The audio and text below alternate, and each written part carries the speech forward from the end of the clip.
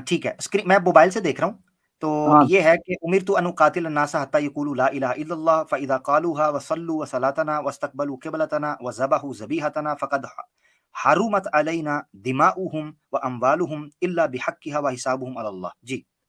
जी नहीं, इंग्लिश में, इंग्लिश में, इंग्लिश में मैं अरबिक। उसका ठीक है, मैं उसका हाँ इंग्लिश में तर्जुमा कर देता हूँ।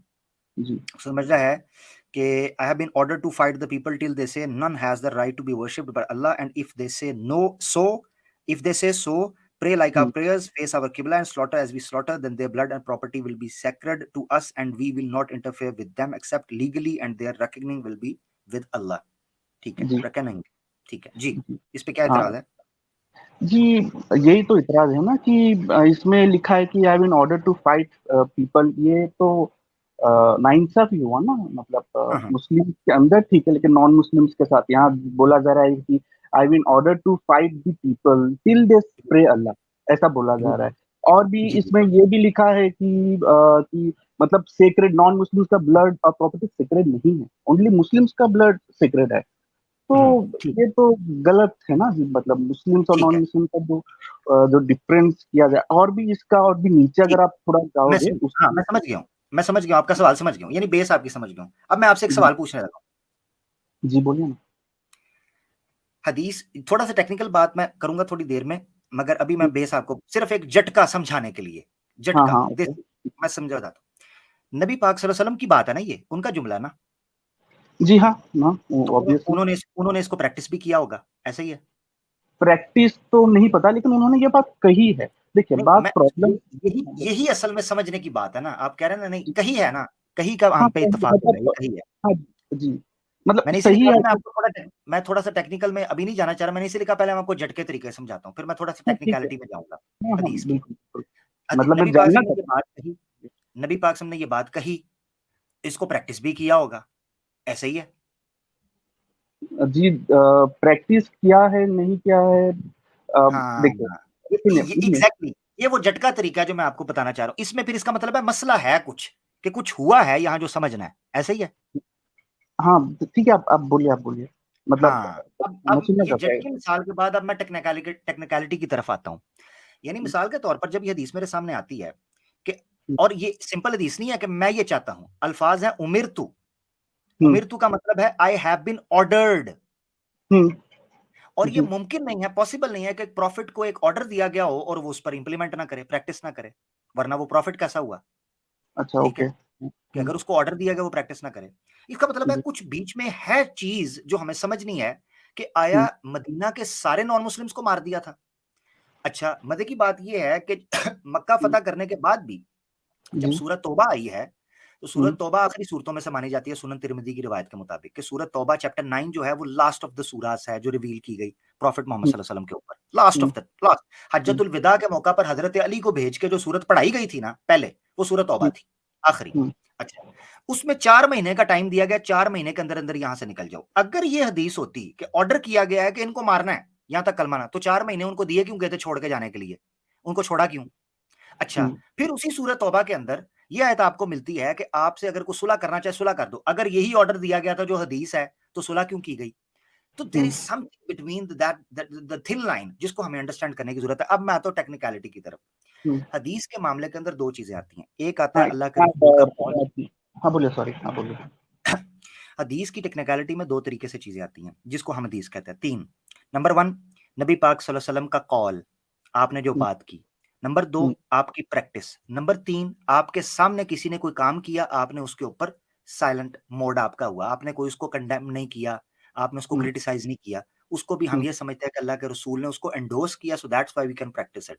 वो जी, काम इस्लाम की टीचिंग्स में, प्रैक्टिस में आ सकता है। प्रॉफिट के जी, सामने ये हुआ 3 तरीके से। हुँ, सवाल ये उठता है कि इसकी कैटेगरी क्या है? क्या इन 3 चीज़ों के अंदर से अगर कोई चीज़ आ जाएगी, तो उसको में से प्रैक्टिस किसको किया जाएगा?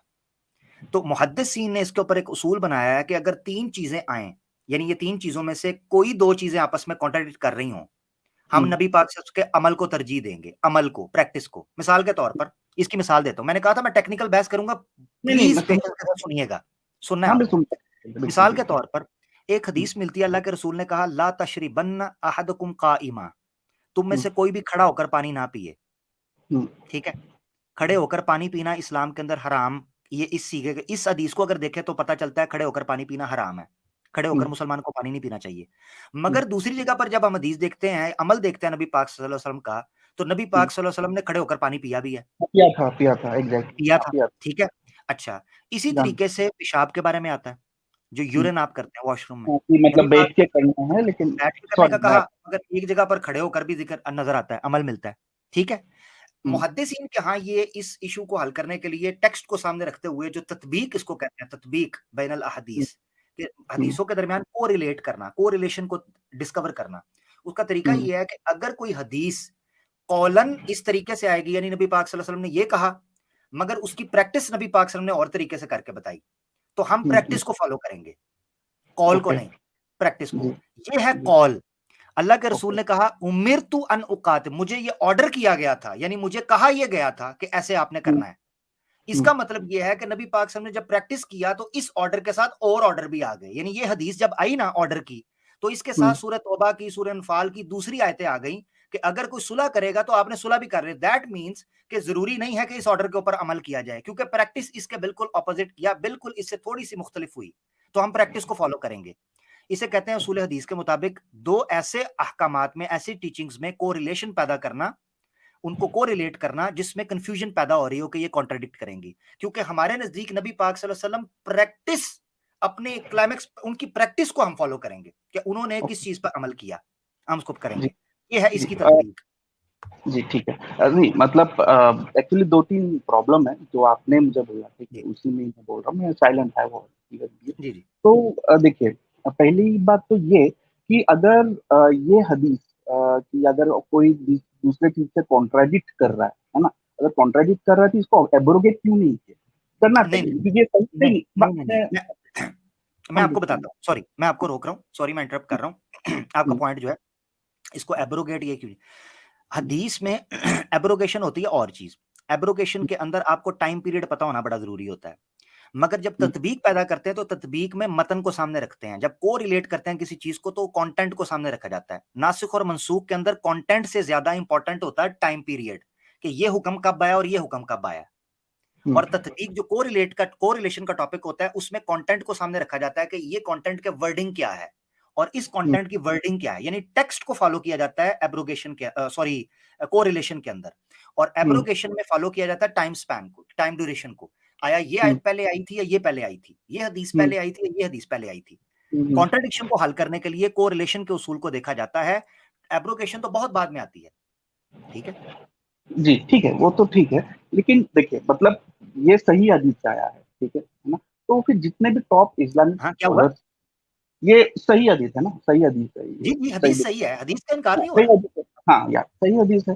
तो ये और ये चीज को मतलब टॉप इस्लामिक स्कॉलर्स जो हैं वो भी मानते हैं, हर कोई ये मानता है, ठीक है। आप बेसिकली ये मानते हैं, कहना मेरी चाहते हैं मेरी बात सुने, मैं सॉरी सॉरी आपकी बात काट रहा हूँ मेरा प्यारा भाई, एक्स सनातनी कि भाई, देखें जब इस हदीस अथेंटिक है, जो तत्बीक का उसूल है ना, उसूल हदीस के अंदर को रिलेट करने का उसूल है, वो सही हदीसों के दरमियान आता है। मैंने मेरी एक दफा एक डिबेट हो रही थी एक कादियानी के साथ, तो उसने एक सही हदीस के मुकाबले में कॉन्ट्रडिक्शन साबित करने के लिए ज़ईफ हदीस पेश कर दी, तो मुझे कहता है देखो ये कॉन्ट्रडिक्शन है, इसको तत्बीक करें।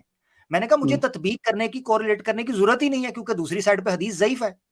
कोरिलेशन का जो प्रिंसिपल है, कोरिलेट करने का प्रिंसिपल होता ही तब है जब दोनों हदीसें सही हों या दोनों टेक्स्ट सही हो।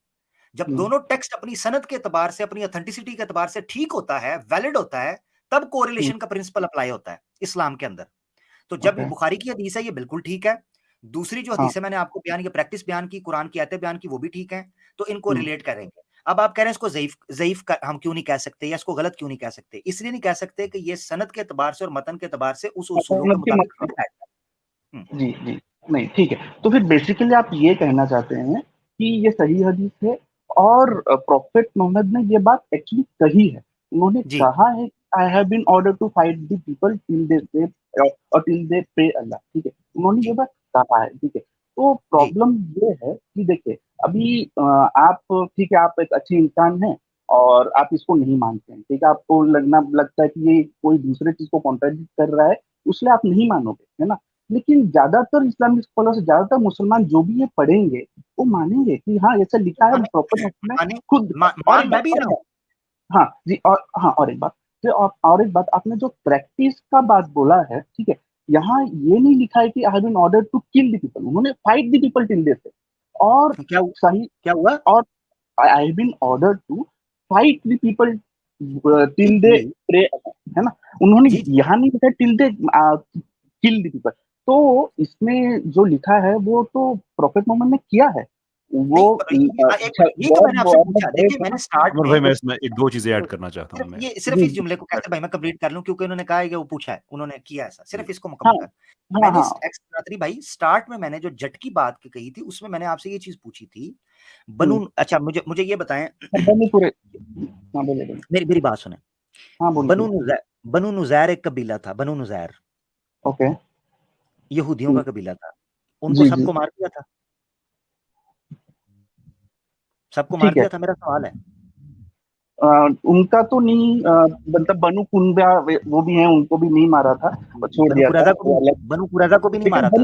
नहीं नहीं नहीं नहीं, बनु कुरैजा को मारा, नहीं 800 एक मिनट, 900 अगर मैं लोगों एक को मिनट मारा एक मिनट गया, एक मिनट एक और मिनट एक मिनट एक मिनट आगे नहीं, आगे ना बढ़े ना, सनातनी भैया से मिसकंडक्ट हो जाएगा। मैं बता, नहीं नहीं नहीं, मैं चुप हूँ, मैं सुन बस ले, डिस्कस करने बनु आया हूँ, नुजैर, मुझे आप लोग सुन पसंद हो, ले वैसा आप सुन मत तो सोचिए। ले, हाँ बोले सुन ले बोले, सुन ले सुन ले, आप बिल्कुल पूछ सकते हैं, मैं आपको मना नहीं कर रहा, सिर्फ सुन ले, थोड़ा सा वेट कर लें, बीच में इंटरप्ट ना करें। अच्छा, मैंने आपसे पूछा, आपने कहा नहीं, बनु कुरैजा को भी पूरे को नहीं मारा था। एक रवायत है सही बुखारी के अंदर कि बनु कुरैजा के कबीले से जो बच्चे बचे थे, उसके बाद वो कहते थे कि जी हमें हमें नहीं मारा गया। वो पूरा उसूल था, और वो क्यों हाँ मारा गया उनको, उसकी पूरी एक टीचिंग मौजूद है कि बाइबल के अंदर, खुद बुक ऑफ डिट्रोनॉमी के अंदर मैंने रेफरेंसेस पेश किए, खुद लिखा हुआ है जो अहद तोड़ दें उनके साथ क्या करना चाहिए। ठीक है, वो लिखा हुआ है कि उनके बच्चों को मार, उनके बड़ों को मार दो, जिनके जो बालिग हैं उनको मार दो, जो जंग के अंदर है उनको मार दो, उनकी औरतों को गुलाम बनाओ, उनके बच्चों को छोड़ दो। ये लिखा हुआ है। मैं अभी उस तरफ नहीं आता था कि वो हुक्म सिर्फ सरी तौर पर क्रिस्टल क्लियर बुक ऑफ डिट्रोनॉमी को फॉलो करते हुए, ओल्ड टेस्टमेंट को फॉलो करते हुए, तौरात उनकी किताब को फॉलो करते हुए किया था। मैं आ जाता हूँ वापस कि नबी पाक सल्लल्लाहु अलैहि वसल्लम को जो हुक्म दिया गया था, आया उन्होंने उसको प्रैक्टिस किया कि उनको और भी को प्रैक्टिस करने को कहा गया। अब मैं आपको बताता हूँ, देखें, बनु कुरैजा, बनु नुजैर, बनु कैनका, बनु कुरैजा, नुजैर पूरे का पूरा, बनु नुजैर पूरे के पूरे को अल्टीमेट दिया गया, जो जंग के बाद बचे वो माइग्रेट करके शाम भेज दिए। बनु कैनका को शाम भेज दिया, मुशरिकीन मक्का को वहां से निकाल के पर्शिया की स्टेट्स की तरफ भेजा। अगर ये हुक्म होता कि ये जब तक कलमा नहीं पढ़ लेंगे इनको कत्ल करना है, इनको मारना है, और इसको प्रैक्टिस किया जाता, तो अल्लाह के रसूल एक को भी ना जाने देते। आपको पता है बनु नुजैर जो शाम में कबीला माइग्रेट करके चला गया, वो बाद में भी कॉन्स्पिरेसीज करते रहे थे। आपने तो आपको तो मार देना चाहिए था। मकसद कहने का ये मेरा भाई, दो चीजों में फर्क समझे। कैसर भाई की तरफ जाते हैं, उनके पास इंपॉर्टेंट पॉइंट होगा यकीनन। आपको मैं बता रहा हूं, मैं इस हदीस को ठीक मानता हूं, हदीस ठीक है, अल्लाह के रसूल का ये हुक्म दिया गया था। प्रैक्टिस अल्लाह के रसूल की तरजीह ले जाती है। मैंने इसलिए आपको टेक्निकल बात समझाई थी कि जब दो चीजें सामने आ जाए, एक तरफ अल्लाह के रसूल की सेइंग्स और एक तरफ अल्लाह के रसूल की प्रैक्टिस, मुहद्दिसीन कहते हैं हम अल्लाह के रसूल की प्रैक्टिस को फॉलो करेंगे। बहुत शुक्रिया। जी कैसर भाई। ये बहुत शुक्रिया अमर भाई। मैंने एक्चुअली वो सीना इसलिए नहीं निकाला था कि मेरे हाथ पॉइंट पर लगा हुआ है, मेरी कमर में दर्द हो रहा है थोड़ा सा, तो मैं गुंजाइश कर रहा हूँ। अच्छा, आपका कैमरा ओपन करना बेसिकली सिग्नल होता है जी। अच्छा, तो अच्छा, एक मैं कॉन्टेक्स्ट के लिए ना, आप भी बोलिए, आप भी बोलिए, मैं बोलना चाहता था। ठीक है, आप बोलिए सर। मैं बस एक दो छोटी छोटी बातें हैं कि देखिए, फॉर एग्जांपल सचिन तेंदुलकर साहब के साहबजादे, उनके बेटे उनके पास जाते हैं और कहते हैं कि बाबा मैंने क्रिकेट खेलने जाना है, पिताजी आप मुझे इजाज़त दें, और वो आगे से कहते हैं नहीं क्रिकेट नहीं खेलते। तो क्रिकेट नहीं खेलते या क्रिकेट खेलना अच्छी बात नहीं है, और वो एक पर्टिकुलर कॉन्टेक्स्ट के अंदर ये बात कह रहे हैं कि उनके बेटे ने शायद ज़्यादा क्रिकेट खेली है, या शायद स्कूल का होमवर्क हो या कोई ऐसी बात हो, और उसको लिख लिया जाए, और उसके बाद फिर 1400 साल के बाद, 1500 साल के बाद ये कहा जाए कि सचिन तेंदुलकर क्रिकेट के खिलाफ थे। How would that come up to you? कैसा लगेगा आपको पढ़ के?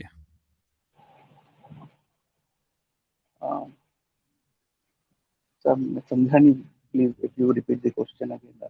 सिंपल मैंने एनालॉजी आपके सामने रखी है कि सचिन तेंदुलकर साहब, आप जानते हैं उनको यकीनन, उनका बेटा उनके पास जाके कहता है कि मैंने क्रिकेट खेलनी है, और वो आगे से कहते हैं कि नहीं भाई क्रिकेट नहीं खेलनी तुमने, क्रिकेट खेलना अच्छी बात नहीं है। अब वो उन्होंने इस व्यू से कहा कि उनके बेटे ने कुछ ज़्यादा ही क्रिकेट खेल लिया, होमवर्क नहीं कर रहा या कोई टेस्ट है स्कूल का, कोई भी ऐसी बात है। और ये बात लिख ली जाती है, वहाँ पे एक आदमी सुन रहा है, उसने बात लिखी कि हाँ सचिन तेंदुलकर ने ये कहा कि क्रिकेट नहीं खेलनी चाहिए।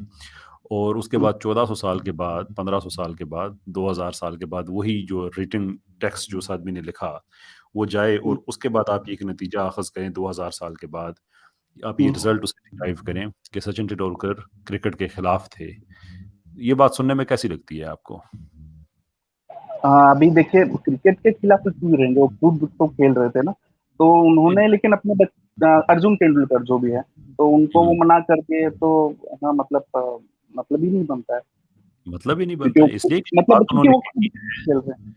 हाँ, क्योंकि जो बात उन्होंने कही है उसका ताल्लुक एक बड़े पर्टिकुलर कॉन्टेक्स्ट के साथ है, तो वो तो खुद तो खेलते रहे।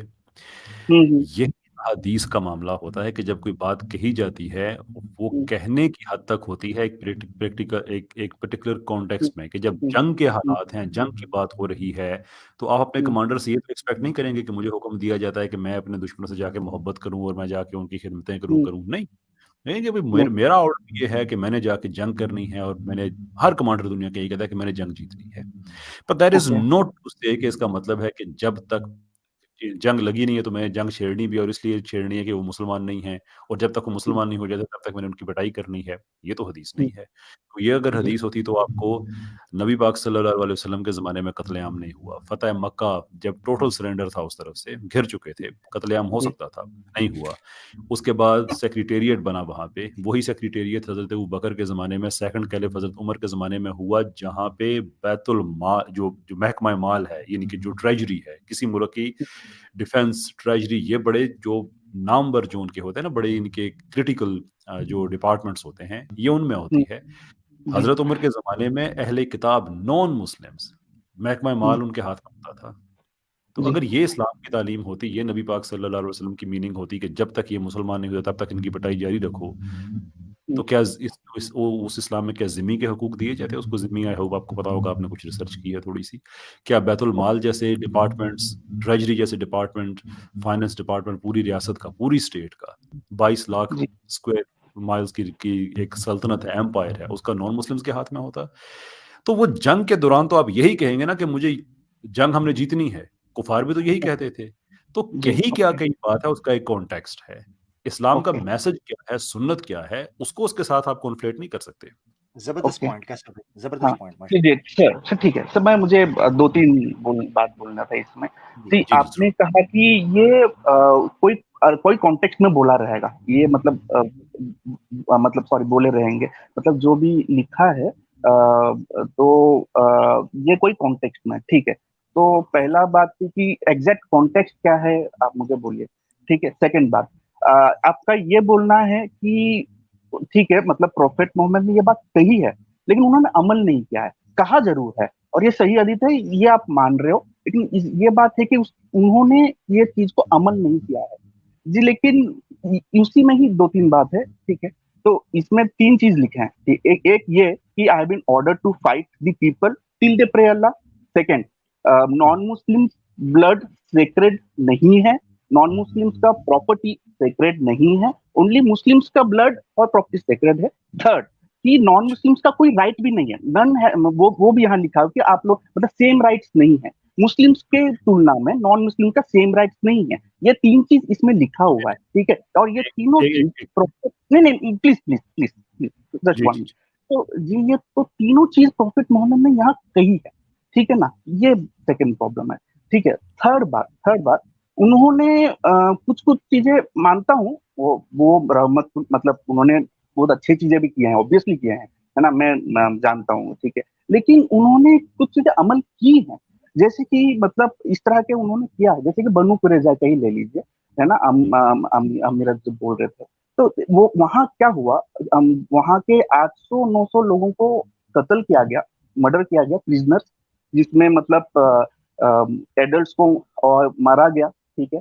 फिर उसमें जो मतलब जो लौंडिया थे, स्लेव्स थे, उनको स्लेव बनाया गया, उनको इन्फॉर्मेशन हमें पता है, एक्स सनातनी भाई, वो इन्फॉर्मेशन हमें पता है। मैंने इसीलिए बनु कुरैज़ा का नाम लिया, मैंने डिटेल बयान की थी। हाँ, समझ गया, मेरी बात सुने, आप तो काफी देर से सुन रहे हैं, मैं आपको रोकना नहीं, चाहूंगा यहाँ पे, मैं माजरत चाहता हूँ, मैं रोकना सनातनी भाई, चाहूंगा। सनातनी भाई सुनिए सुनिए, नहीं, प्लीज सुनिए प्लीज सनातनी उसकी भाई। वजह मैं मैं बताता हूँ। समझ गया, मैं समझ आप मैं जिन चीजों हाँ के जवाब दिए जा चुके हैं, मैं माजरत चाहता हूँ, टाइम ना वेस्ट करें प्लीज। कैसर भाई ने आपके सामने बड़ा क्रिस्टल क्लियर तरीके से जो बात रख दी थी, उसके बाद आपका जो जो पॉइंट्स वैलिड थे स्टार्ट के अंदर, उन चीजों का पहले से जवाब हो चुका है। आप दोबारा उन चीजों को रिपीट, आप हदीस को मान रहे हैं, उसमें ये लिखा है 3 पॉइंट ये हैं, मैंने आपको एक्सप्लेन कर दिया है। कैसर भाई ने एक एग्जांपल आपको देकर एक्सप्लेन कर दिया, आप उसको फिर रिपीट कर रहे हैं, जवाब उसका आज सारी चीजों का जवाब आ चुका है। अब आप रिपीट करेंगे, फिर से सारी चीजों का हम जवाब देंगे, इसका मतलब ये तो फिर चल सो चल रहेगा। आपको नया उसमें से पॉइंट निकाल, मैं उम्मीद कर रहा था, मैं एक्सपेक्ट कर रहा था आपको उसमें से नया को क्रिटिकल पॉइंट निकालेंगे। आपने कहना शुरू किया बनु करादा में 800-900 बंदे, हमें पता है किस किस क्यों मारे, मैंने आपको वो भी एक्सप्लेन कर दिया। यहूदियों ने खुद अपने उस इलाके, जो मदीना के अंदर उन कबीले का हलीफ था, जो सहाबी बन चुके थे, मुझे उनका भी नाम स्किप कर रहा हूं मैं, उनको खुद कहा कि हमारा फैसला ये करेंगे, वो बीमार थे, उन्होंने कहा जो फैसला ये करेंगे हम उसको मानेंगे। यहूदियों ने कहा, अल्लाह के रसूल ने कहा तुम्हारे साथ क्या मामला किया जाए, ये नहीं आप बताएंगे, आपको कोई भी नहीं बताएगा कि अल्लाह के रसूल ने कहा तुम्हारे साथ क्या मामला किया जाए। उन्होंने कहा हमारा हलीफ है फला कबीला जो कि मुसलमान आपके साथ है, हमारा वो फैसला जो करेंगे हम उसको मान लेंगे।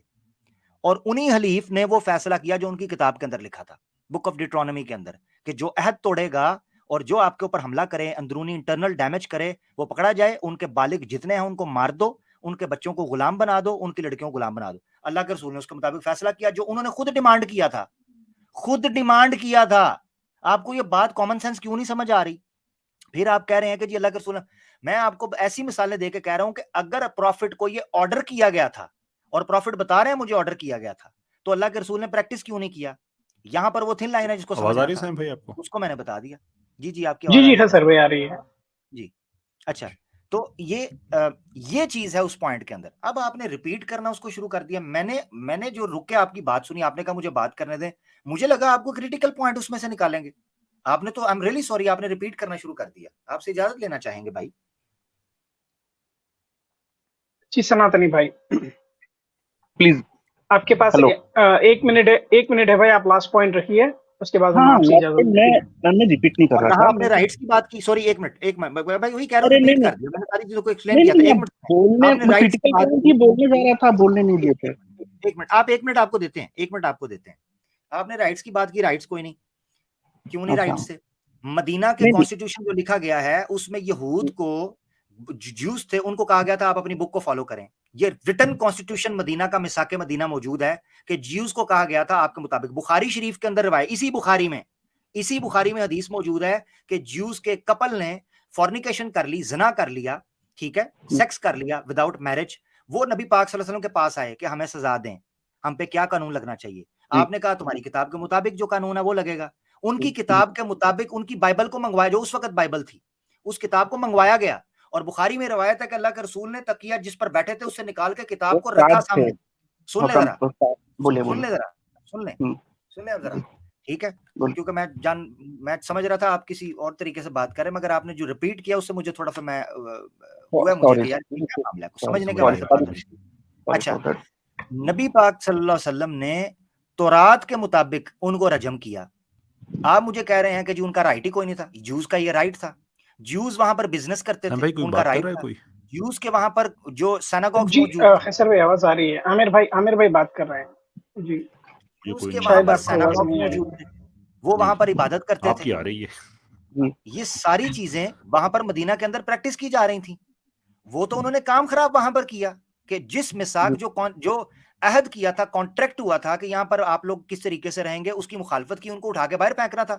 और एक गोरे का हवाला मेरे पास मौजूद है, गोरे का हवाला, ओरिएंटलिस्ट है, नॉन मुस्लिम, उसने कहा है कि मोहम्मद सल्लल्लाहु अलैहि वसल्लम ने ज्यूज के साथ बिल्कुल ठीक किया, क्योंकि कोई भी स्टेट प्रोग्रेस कर ही नहीं सकती जब तक वहां पर लोकल पॉलिटिकल स्टेबिलिटी ना हो, सोसाइटी के अंदर सोसाइटल स्टेबिलिटी ना हो। ज्यूज वहां पर मदीना की रियासत को स्टेबल ही नहीं होने देना चाहते थे, वो खराब कर रहे थे वहां की स्टेट को। तो एक पॉलिटिकल पॉइंट ऑफ व्यू के एतबार से उनको या तो एग्जाइल करना था या उनको सबक सिखाना था, उसके अलावा तो मदीना की रियासत स्टेबल हो ही नहीं सकती थी। तो मेरा भाई, आप इस हदीस के ये लिखा है फिर रिपीट कर देंगे, बात वही होगी। नहीं रिपीट नहीं कर रहा था मैं, अपना क्रिटिकल पॉइंट दे ही रहा था, आपने ये रोक दिया। एनीवे, मैं बस देखिए वही मैं बात बोल, आपने सही कहा कि वो 7 जो थे, मतलब उन्होंने जीव का, उनका जो ड्यूटरोनोमी है या जो भी है, उसके हिसाब से उन्होंने ये मतलब वो जो 800-900 का हुआ, फिर मतलब स्लेव्स को ये किया गया है ना, वो चीज हुआ, ठीक है।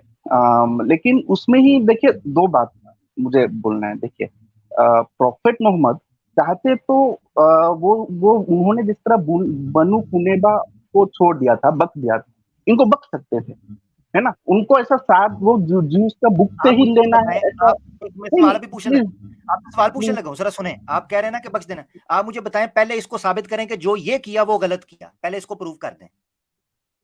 ओके जी, ठीक है।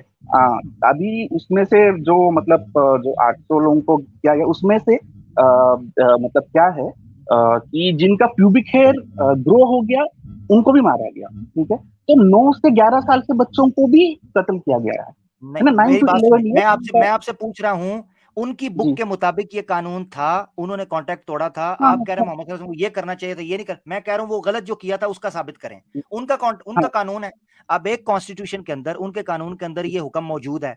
आपको पता है बुक ऑफ डिट्रोनमी के चैप्टर 12 के अंदर ये उसूल भी मौजूद है कि कोई अलोहिम की इबादत छोड़ के, यहोवा की इबादत या अलोहिम की इबादत छोड़ के किसी और की करेगा, हुआ था फिर वो जी उसके माँ बाप को ये राइट हासिल है, उसके बहन भाई को ये राइट हासिल है कि वो उसको पत्थर मार के मार दें। स्टेट नहीं, माँ बाप को, घर वाले मार दें। ये ओके लिखा हुआ है बुक ऑफ डिट्रोनमी में, उनका कानून। अब इसको यूं ही समझे कि एक हिंदू जो है वो एक गांव है, उसके अंदर कहें भाई हिंदू ये अपील करें रेफरेंडम करके कि भाई हमें कौन सा कानून चाहिए जी, हमें वेदास का कानून या हमें मनुस्मृति का कानून चाहिए।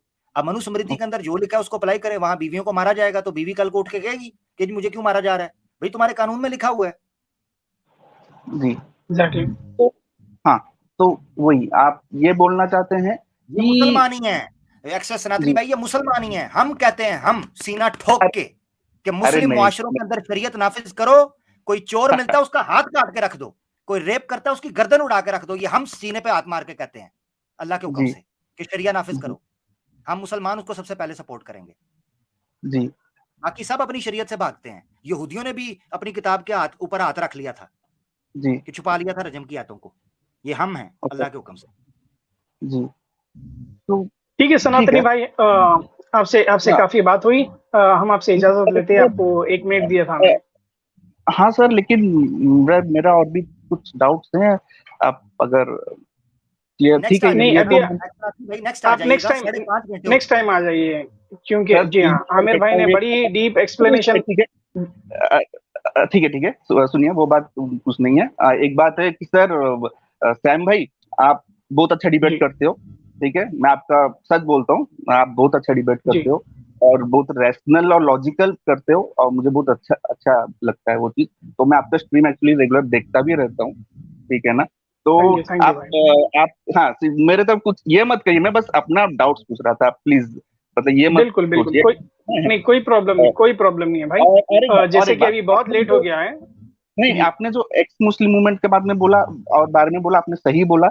मतलब और जो सनातनी के बारे में जो आप बोल रहे थे ना, मतलब आपने जो फर्स्ट आपने पूरा वैलिड पॉइंट किया, आपने पूरा वैलिड पॉइंट किया। मैं वो चीज को सपोर्ट करता हूँ, है ना, कि मतलब जो तो वैसा है। और मैं और थोड़ा सा डिस्कस करना चाहता था, और भी कुछ थे मेरे डाउट्स 3-4, तो उसका अगर नेक्स्ट में कर कैसा भाई जी, हम नेक्स्ट में कर लेंगे भाई। हम अभी आपसे इजाजत लेते हैं भाई। थैंक यू सो मच भाई। जी सैम ये भाई सब इजाजतें दे रहे हैं, अनिल तो sir, thank you for explanation. No problem brother, no problem. Thank you very much for the explanation. Critically thank you so much सनातनी भाई। क्रिटिकली जरूर ऐड करें, वी नेवर माइंड क्रिटिक। मैंने कहा सैम भाई लगे हाथ मुझे भी इजाजत दे दें, अब आप दे रहे हैं तो आमिर भाई की तो वैसे आवाज मुझे नहीं आ रही। बड़ी देर में बिल्कुल भी समझ अभी आ रही है आमिर भाई की, अभी तो आ रही होगी। नहीं आ रही अभी। आमिर भाई कहें कुछ। हेलो जी, कैसर भाई? नहीं आ रही है सर भाई, 1 मिनट है सर। जी नहीं आवाज आ रही होगी सैम भाई, नहीं आ रही होगी। नहीं, शायद कुछ प्रॉब्लम होगा। खैसर भाई जी, बहुत शुक्रिया खैसर भाई जी। शायद कुछ प्रॉब्लम उनका जो है ना वो वफादार है, बेवफाई नहीं करता ना, ये नहीं करता कि सब कुछ करें, वो एक ही साथ है। आपको आवाज आ रही है तो फिर मुझे नहीं आ रही, बस वो इस तरह से चले। थैंक यू जी, बहुत बहुत शुक्रिया आपका। बहुत शुक्रिया खैसर भाई, जज़ाकल्लाह खैरन। मेरी तरफ से भी थैंक आप यू। आए, 4 चांद लगा दिए आप। मेरी तरफ से भी थैंक यू। आमिर भाई आमिर भाई भी थैंक यू सो मच बोल रहे हैं सर भाई आप। हो रही है उनके लोगों के अराउंड वो जो माइक से जो होती है, लेकिन मुझे कोई आवाज नहीं आ रही। आमिर भाई बहुत शुक्रिया आपका, अस्सलाम वालेकुम। दिल धड़क रहा है आमिर भाई का आपके लिए। हाँ मेरा भी जी। Thank you. जज़ाकल्लाह खैरन हैसर भाई, थैंक यू सो मच। बहुत शुक्रिया जी सैम जी भाई।